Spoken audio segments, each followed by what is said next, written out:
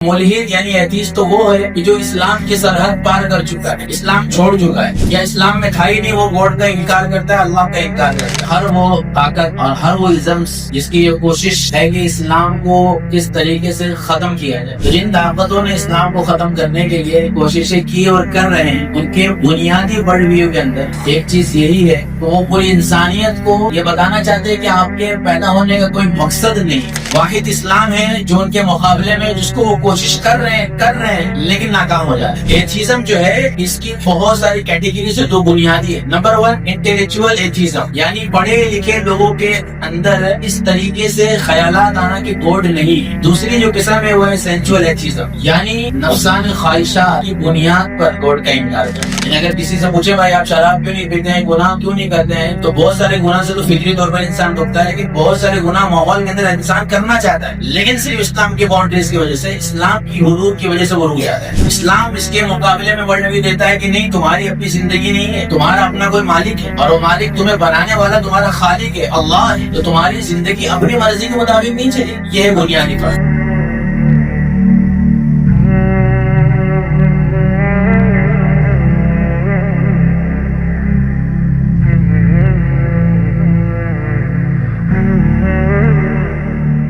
الحمد لله رب العالمين والصلاة والسلام على سيد الأنبياء والمرسلين وعلى آله وصحبه أجمعين، أما بعد، فأعوذ بالله من الشيطان الرجيم، بسم الله الرحمن الرحيم، أفحسبتم أنما خلقناكم عبثا وأنكم إلينا لا ترجعون۔ صدق اللہ العظیم۔ واجب الاحترام اور معزز ساتھیوں، ابھی میں نے آپ حضرات کے سامنے قرآن کریم کی ایک آیت کی تلاوت کی۔ اس آیت کریمہ میں اللہ تبارک و تعالیٰ کہہ رہے ہیں تمام انسانیت سے، کیا تم یہ گمان کرتے ہو، تم یہ سمجھتے ہو کہ ہم نے تم کو بس یوں ہی پیدا کر اور تمہیں ہماری طرف لوٹ کر نہیں آنا؟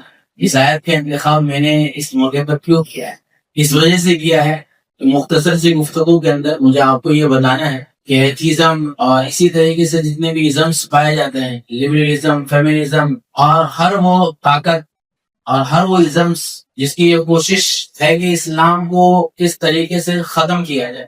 اب کمزور کا لفظ بھی استعمال نہیں کرنا، یعنی ان کے نظر میں بھی یہ بہت ہو گیا کہ کمزور، اب ایک قدم آگے بڑھ کر ٹارگیٹ جڑ کے اوپر ہے۔ ظاہر سی بات ہے، درخت ہے، اس کی ٹہنی کو آپ کاٹیں گے، تجربہ آپ کو ہے کہ دوبارہ سے وہ ہو جائے گی، نکل آئے گی۔ پھر کوئی دماغ دینے والا دماغ دیتا ہے کہ جڑی سے اس کو کاٹ دیا جائے، اور جہاں تک سور پھیلی ہوئی ہو اس کو بھی اندر سے کھیڑ پھینکا جائے، تب جا کر اس کا خاتمہ ہو پائے گا۔ تو جن طاقتوں نے اسلام کو ختم کرنے کے لیے کوششیں کی اور کر رہے ہیں، ان کے بنیادی ورلڈ ویو کے اندر ایک چیز یہی ہے کہ وہ پوری انسانیت کو یہ بتانا چاہتے ہیں کہ آپ کے پیدا ہونے کا کوئی مقصد نہیں، جس کو آسان لفظوں میں کہوں گا کہ ویسٹرن سویلائزیشن کا بنیادی ورلڈ ویو، ان کے ورلڈ ویو کے اندر کیا کیا چیزیں انشاءاللہ وہ ڈیٹیل میں عاصم افتخار صاحب بیان کریں گے، لیکن میں تھوڑا ٹچ کروں گا اور بتاؤں گا کہ ان کے بنیادی ورلڈ ویو، ان کے نظریے، ان کے دیکھنے، ان کے سوچنے کے طریقہ کار کے اندر ایک چیز یہ بھی ہے کہ انسان کو یہ بتا دیا جائے، فری کر دیا جائے کہ آپ کو ٹینشن لینے کی ضرورت نہیں ہے،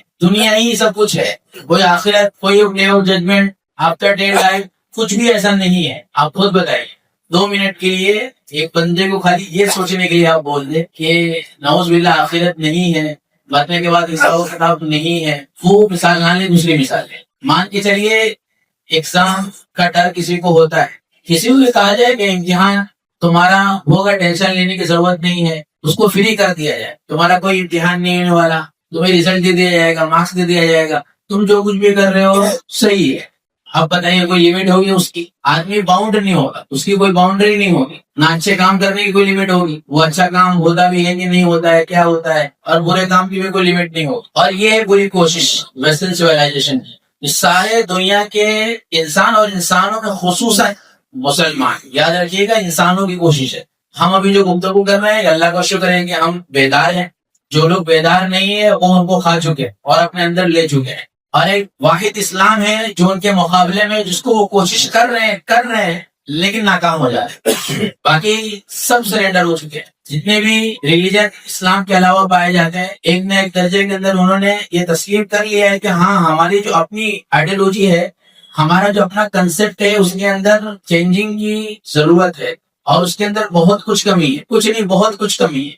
یہی وجہ ہے کہ آپ کو اسلام کے علاوہ اکثر بڑے بڑے جو اسکالر ہیں جو اسلام کو نہیں ماننے والے ہیں اور اپنے کسی ریلیجن کو فالو کرتے ہیں، اس کو ڈیفینڈ کرتے ہوئے ڈیفینسو پوزیشن میں آتے ہوئے یہاں تک چلے جاتے ہیں کہ ہاں بہت ساری کمیاں ہیں، وہ اس زمانے کی باتیں تھی، اس زمانے میں فٹ نہیں ہو رہی ہے، اب ہمیں شاید تھوڑا سا ڈیولپ ہونے کی ضرورت ہے، آگے بڑھنے کی ضرورت ہے۔ یہ اسلام اور مسلمانوں کے منہ سے سننا چاہتا ہے۔ کب وہ دن آئے گا کہ مسلمان آ کر یہ بولے کہ ہم بھی اب جو ہے سرنڈر کرتے ہیں، قرآن کی کچھ باتیں ہیں وہ اب آؤٹ ڈیٹڈ ہو چکی ہے، نعوذ باللہ، اور حدیث مبارکہ آؤٹ ڈیٹڈ ہو چکی ہے، اور ہمیں ویسٹ کی جو آئیڈیالوجی ہے اور ویسٹ کا جو نظریہ اور ورلڈ بھی، اس کو ہم ویلکم کرتے ہیں، اس کے وہ منتظر ہیں، اور اسی کے لیے پوری ایڑی چوڑی کا زور ہے، اور ان کو اس میں سپورٹ کرنے والے سب سے زیادہ یہ ملحد۔ ظاہر سی بات ہے، آپ کی آئیڈیالوجی کو کوئی سپورٹ کرے گا تو آپ کیا کریں گے؟ آپ اس کو فیوری کریں گے، اس کو آپ آگے بڑھائیں گے، اس کو آپ جو ہے وہ سورسز پرووائڈ کرتے رہیں گے تاکہ وہ آگے بڑھتا ہوا چلا جائے۔ تو سب سے پہلی چیز، یہ چیز ہم آپ سنیں گے ابھی آگے تک بھی، پوری بیان کے اندر اسکیپٹزم بھی آپ سنیں گے۔ تھوڑا سا میں آپ کو اس کے بارے میں بتاتا ہوا چلو کہ دیکھیے، ملحد کا لفظ ہم استعمال کرتے ہیں عربی وغیرہ کے اندر، اور ایتھیسٹ کا لفظ بھی یوز کرتے ہیں۔ ایسے تو بہت سے اس کی میننگ ہم کر سکتے ہیں، انکار کرنے والا، باتوں کو چھپانے والا، قرآن کا انکار کرنے والا، حدیث کو، اور پھر اسلام کی بنیاد، اسلام کے جو فنڈامنٹلس ہے اس کا انکار کرنے والا، یہ سب ان کیٹیگری میں لوگ آتے ہیں۔ لیکن اس وقت جو پاپولر میننگ ہے ایتھیسٹ کا وہ یہی ہے، ایک اللہ کا انکار کرنے والا، نیسیسری جو بینگ ہے اس کو نہ ماننے والا، اس کو ڈینائی کرنے والا، اس کا انکار کرنے والا، وہ ابھی ہمارے ذہن کے اندر میننگ ہے، اور اسی کو لے کر ہم چلے گئے۔ ابھی آگے تک کی گفتگو انہیں کو مد نظر رکھتے ہوئے ہوگی۔ اور دوسرا جو اسکیپٹک ہے، اس کے بارے میں ہم یہ کہہ سکتے ہیں کہ متشکک، ایک شکی شخص جو تشکیک کا شکار ہے۔ اس کو آسان لفظوں میں یہ کہا جا سکتا ہے کہ ملحد یعنی ایتھیسٹ تو وہ ہے کہ جو اسلام کی سرحد پار کر چکا ہے، اسلام چھوڑ چکا ہے، یا اسلام میں تھا ہی نہیں، وہ گاڈ کا انکار کرتا ہے، اللہ کا انکار کرتا ہے۔ اور نمبر 2 جو دوسرا شخص ہے جو ابھی درمیان میں ہے، ابھی وہ نکلا ہے اسلام سے، یا پھر وہ اسلام کی طرف آنا چاہتا ہے، درمیان میں ہے، فیصلہ نہیں کر پا رہا ہے۔ دونوں ان کے لیے ضروری ہے کہ ہم دونوں کے سامنے گفتگو کریں، یا دونوں کے لیے ہمارے پاس سولوشن موجود ہونا چاہیے۔ ایتھیزم جو ہے اس کی بہت ساری کیٹیگری سے دو بنیادی ہے۔ نمبر 1 انٹلیکچوئل ایتھیزم، یعنی پڑھے لکھے لوگوں کے اندر اس طریقے سے خیالات آنا کہ گوڈ نہیں ہے۔ پڑھے لکھے یعنی ایک تو وہ طبقہ جو اسلام کو ماننے والا ہی نہیں، ان کے اندر بھی یہ چیز ہے کہ وہ گوڈ کو ڈینائی کر رہے ہیں، وہ ان کا اپنا نقصان ہے، لیکن ہمارا بھی نقصان ہے۔ نمبر 2 پر ہمارے اپنے طبقے، خصوصاً مسلمانوں کے اندر، پڑھے لکھے طبقوں کے اندر یہ ریشو بہت کم ہے۔ یہ پڑھ لکھ کر آدمی بہت زیادہ ریسرچ کر رہا ہے، بہت زیادہ لوجک لگا رہا ہے، بہت زیادہ دماغ لگا رہا ہے، پھر اس نتیجے میں پہنچ رہا ہے کہ گوڈ نہیں ہے۔ یہ طبقہ ہے لیکن بہت مائنر، بہت کم ہے۔ دوسری جو قسم ہے وہ ہے سینچول ایتھیزم، یعنی نفسانی خواہشات کی بنیاد پر گوڈ کا انکار کرنا، اور اس کا ایشو بہت زیادہ ہے۔ کیوں پتا ہے؟ جو کہ ہر انسان کے پرسنل ڈیزائر ہوتے ہیں۔ ابھی کسی سے پوچھا جائے آپ کے کیا کیا ڈیزائر، کیا کیا خواہشات ہے، تو بہت ساری وہ چیز ہوگی جو اسلام کی لمٹ میں نہیں آتی ہوگی، لمٹ کراس ہو جاتی ہوگی۔ بہت ساری چیزیں ہیں، غلط تعلقات قائم کرنا، لیونگ ریلیشن شپ، شراب، جوا، سود، اسلام نے ان کے اوپر صراحتاً یہ کہہ دیا کہ بالکل جائز نہیں ہے۔ اب ان کے اوپر اسلام کا لیبل لگا کر مسلمانوں کو یہ چورن دینے کی کوشش کی جاتی ہے کہ آپ ابھی بھی مسلمان ہیں اگر آپ یہ کام نہیں کر رہے ہیں۔ آپ مسلمان بہت اور ساری چیزیں کرنا چاہتا ہے، لیکن پرسنل ڈیزائر کو نہیں پورا کر پا رہا ہے۔ ریسٹرکشن کہاں سے لگ رہی ہے؟ اسلام کی وجہ سے لگ رہی ہے۔ یعنی اگر کسی سے پوچھے بھائی آپ شراب کیوں نہیں پیتے ہیں، گناہ کیوں نہیں کرتے ہیں، تو بہت سارے گناہ سے تو فطری طور پر انسان روکتا ہے، لیکن بہت سارے گناہ ماحول کے اندر انسان کرنا چاہتا ہے، لیکن صرف اسلام کی باؤنڈریز کی وجہ سے، اسلام کی حدود کی وجہ سے وہ رک جاتا ہے۔ اب وہ اندر ہی اندر کھڑتا ہے، کیسے مجھے پرمیشن ملے کہ میں وہ چیز کر لوں؟ تو ایتھیزم، یہ ویسٹرن سیولائزیشن اور ویسٹرن آئیڈیالوجیز یہ اس کو اس طرف لے کر آتی ہے کہ کر گزرو، اصل میں جو زندگی ہے وہ لطف لینے کی زندگی ہے، اپنے زندگی کا مقصد کچھ ہے نہیں، اپنی زندگی ہے، اپنی لائف ہے، اپنے طور پر جیو۔ اسلام اس کے مقابلے میں ورلڈ بھی دیتا ہے کہ نہیں، تمہاری اپنی زندگی نہیں ہے، تمہارا اپنا کوئی مالک ہے، اور وہ مالک تمہیں بنانے والا تمہارا خالق ہے، اللہ ہے، تو تمہاری زندگی اپنی مرضی کے مطابق نہیں چلے۔ یہ ہے بنیادی فرق۔ نمبر 2 پر جو ویسٹرن سیولائزیشن اور ویسٹ کا جو ورلڈ ویو ہے وہ یہ ہے کہ دنیا کے اندر آپ آئے کوئی مقصد نہیں ہے، بس یہ کہ دنیا کے اندر دنیاوی اعتبار سے ترقی کرو۔ اب دنیاوی ترقی کے لیے تم کسی کو پیچھے چھوڑ دو, کسی کے حق کو مان لو, تم شراب نوشی کر لو, تم لڑکیوں سے تعلقات قائم کر لو, حرام چیز کر لو. نہیں, تم پوری دنیا کے اندر دکھاوے کے لیے اور آگے بڑھ جاؤ, بس تمہیں آگے بڑھنا ہے دوسرے سے کوئی مطلب نہیں. اسلام اس کے مقابلے میں ورلڈ ویو دیتا ہے, اصل آخرت ہے. دنیا کے اندر ایک ایک قدم پھونک پھونک کے رکھنا ہے کہ جیسا دنیا کے اندر کرو کہ اس کے مطابق آخرت میں حساب ہوگا. اس لیے آدمی 2 روپیہ دیتے ہوئے سوچتا ہے کہ حلال دینا ہے اور حلال لینا ہے, کتنا زیادہ فرق ہو گیا. یہ باؤنڈریز ختم کر دی جائے, حلال و حرام کی تمیز ختم ہو جائے. جو آدمی 2 روپیہ بھی حلال کما رہا وہ بھی چھوڑ دے گا. سود کے سسٹم میں آدھے سے زیادہ مسلمان اگر انوالو نہیں ہے تو صرف اس وجہ سے کہ وہ اسلام میں داخل ہے. اس وجہ سے بہت سے مسلمان, میں مفتی ہوں, دیگر اور بھی مفتی ہے, یہ مسئلہ ہمیں لوگ پوچھتے ہیں مفتی صاحب انٹرسٹ یہ ہے وہ ہے, لیکن جب مسئلہ بتایا جاتا ہے تو بتایا کہ اسلام کے اندر نہیں ہے تو لوگ رک جاتے ہیں. الحمدللہ ہمارے پاس ابھی بھی وہ طاقت ہے اسلام کی. یہی پیش جاتا ہے کہ ختم کر دیا ہے. یہ ختم ہو تو ہم حاوی ہو جائیں. تو 2 قسم کا الحاد ہوتا ہے. اس میں جو دوسری قسم کا الحاد ہے وہ بہت عام ہے. وہ اس طریقے سے عام کیوں ہوتا ہے؟ اس کے 2-3 ریزن سے, بنیادی ریزن سے. نمبر 1 کہ ہم اپنے آپ کو آزاد کرنا چاہتے ہیں, جکڑنا نہیں چاہتے. ہم یہ چاہتے ہیں کہ ہم آزاد رہیں, کسی کے انڈر میں نہ رہے. یہ انسان کا ایک مزاج ہوتا ہے. لیکن وہ پڑھائی کرتا ہے تو ٹیچر کے انڈر ہوتا ہے, پرنسپل کے انڈر ہوتا ہے, کہیں نہ کسی کے انڈر ہوتا ہے. یہ انسان چاہتا ہے کہ میں اس سے نکل جاؤں. سوچ رہا ہوتا ہے کہ میں ایک درجے میں شریعت کے انڈر ہوں, میں اس کے اندر نہ رہوں. تو یہ سب سے پہلے خود اس کو بھی خیال کرنا ہے, اور اس کے لیے سب سے زیادہ ذمہ دار اس کے والدین ہیں. تو اس کو یہ احساس دلائے کہ بیٹا آپ اللہ کے بندے ہو اور آپ کو اللہ تبارک و تعالیٰ کی مرضی کے مطابق زندگی گزارنی ہے. آپ کو اپنی مرضی کے مطابق زندگی نہیں گزارنی. دوسرے اور بھی ریزنس جو بنیادی وہ یہ ہے, ہم 1-2 آنسرز جانتے ہیں کسی چیز کا اور ہم اس فیلڈ میں اتر جاتے ہیں. سوشل میڈیا کا دور چل رہا ہے, بہت سارے گروپ چلتے ہیں, بہت سارے واٹس ایپ گروپ چلتے ہیں, ٹیلی گرام گروپ چلتے ہیں, بہت سارے مسلمان ہیں, کہیں سے کوئی بھی چیز آ گئی تو چونکہ ہم ایموشنلی بہت زیادہ اٹیچ ہیں اسلام سے, بالکل ہونا بھی چاہیے. لیکن یہی ایموشنلی ہمیں کیا کیا جاتا ہے, ہمارے جذبات کے ساتھ, ایموشن کے ساتھ کھلواڑ کیا جاتا ہے. اللہ تعالیٰ کے بارے میں غلط کہا جائے گا, بلاسفیمی کی جاتی ہے کہ مسلمان فیلڈ میں آئے. اور آپ جب اس کے اندر داخل ہوں گے, گروپس کے اندر داخل ہوں گے, یہ سوچ کے کہ ہم آنسرز کریں گے, لیکن آپ نہیں کر پائیں گے, پھر آپ کیا ہوگا, پھر آپ خود اپنے آپ سے مایوس ہوں گے. اور مایوس ہوں گے, آپ ڈی موٹیویٹ ہوں گے, اور آپ اس طرح چلے جائیں گے صدمے کے اندر کہ آپ کو لگے گا کہ شاید اسلام ہی غلط ہے, لیکن اسلام صحیح ہوگا. آپ کی نالج نہیں ہونے کی وجہ سے آپ کو ایسا لگا.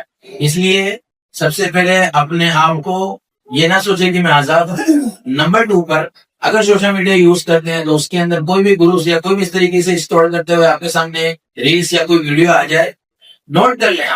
آپ کو اگر پتا ہے تو ٹھیک ہے, ورنہ اگر آپ کو نہیں پتا ہے تو میری ریکویسٹ رہے گی آپ اس سوال کو اپنے ڈائری میں لکھ لیں, اور اس کے بعد اس کے بارے میں اگر کوئی ڈاؤٹ ہے آپ پوچھیے, امام سے پوچھیے, ان کو نہیں پتا کسی اور سے پوچھیے. ایک ڈاکٹر اگر آپ کو ایک دوا سجیسٹ کرتا ہے, فار ایگزامپل آپ کو اور بڑے لیول پر کسی دوسرے ڈاکٹر سے کانٹیکٹ کرنا ہے, تو آپ اسی ڈاکٹر صاحب سے کہیں گے کہ ڈاکٹر صاحب ذرا بتائیے نا کہ یہ والی بیماری کا علاج کسی اور بیٹر ڈاکٹر کے پاس ہوگا تو وہ کون ہے, وہی آپ کو مشورہ دے گا اور آپ دوسرے کے پاس جائیں گے.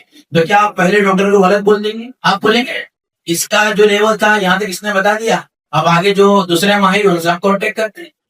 تو تیسری چیز, علماء کے تعلق سے خصوصاً نوجوانوں کو بدگمان کیا جا رہا ہے, ان کے ذہن کو بدظن کیا جا رہا ہے. یعنی یہ باور کرانے کی کوشش کی جا رہی ہے. کیوں کی جا رہی ہے؟ مسلمانوں کے جو مین لوگ ہیں جو اسلام اچھے طریقے سے سمجھا سکتے ہیں, ابھی ڈیبیٹ سے پہلے تو کسی کو پتا نہیں ہوگا, لیکن ڈیبیٹ کے بعد تھوڑا بہت ہلکا ٹچ ہوگا لوگوں کو کہ ہاں اسلامک پیراڈائم کو کتنے اچھے طریقے سے کوئی ایک مفتی اور عالم ایکسپلین کر سکتا ہے. یہ چیز بیسٹ بہت سارے اسے جانتا ہے, اور وہ اسی چیز کو دبانے کی کوشش کر رہا تھا انہی حدیثوں کے ذریعے, اور الگ الگ مسلمانوں کو لا کر روڈ پر غلط ایکٹیویٹی دکھا کر یہ بتانے کی کوشش کی جاتی دیکھو مسلمان ایسے ہوتے ہیں. ایک تو مسلمان کے ایسے ہونے سے سارا اسلام بدنام نہیں ہو جاتا. اچھے خاصے مسلمان دنیا کے اندر موجود ہیں جو اچھی طریقے سے اسلام کو پڑھ بھی رہے ہیں, سمجھا بھی رہے ہیں, سمجھ بھی رہے ہیں, ایکسپلین بھی کر رہے ہیں. لیکن کوشش یہ کی جا رہی ہے کہ جو مسلمان ہے وہ مسلمانوں کے جو علمی طبقہ ہے, مسلمانوں کے اندر جو علماء کا, مفتیان کرام کا طبقہ ہے, اس سے وہ بدظن ہو جائے تاکہ وہ اس سے دور ہوگا. اور اس کو یہ کہا جاتا ہے کہ آپ کے پاس عقل ہے, آپ کے پاس لوجک, اس سے سوچیے آپ. پھر وہ لوجک اور عقل اپنے قرآن پر لگاتا ہے, حدیث پر لگاتا ہے. جس کا نقصان کیا ہوتا ہے؟ جس کا نقصان یہ ہوتا ہے کہ وہ ریزلٹ خود نکالتا ہے, اور ریزلٹ خود نکالنے کی وجہ سے وہ گمراہی کے اندر جاتا ہے. ڈاکٹر نے دوا دی تھی, گھر میں کوئی دوا رکھی, امی بولی کہ بیٹا دوا مت کھا, ہو سکتا ہے کہ یہ دوا ڈیٹ ایکسپائر ہو گئی ہو, یا اسی طریقے سے ہو سکتا ہے کہ وہ اگرچہ وہ پیراسیٹامول ہے بخار کی کسی اور جگہ نہیں کھا سکتے, اس کو پوچھیے, یا باپ پوچھے گا, اسی ڈاکٹر کو فون لگاتے. عجیب حال ہے کہ اسلام کے بارے میں آپ کوئی بھی قدم اٹھا رہے ہیں لیکن آپ کو ذرا بھی رسک نہیں لگ رہا ہے.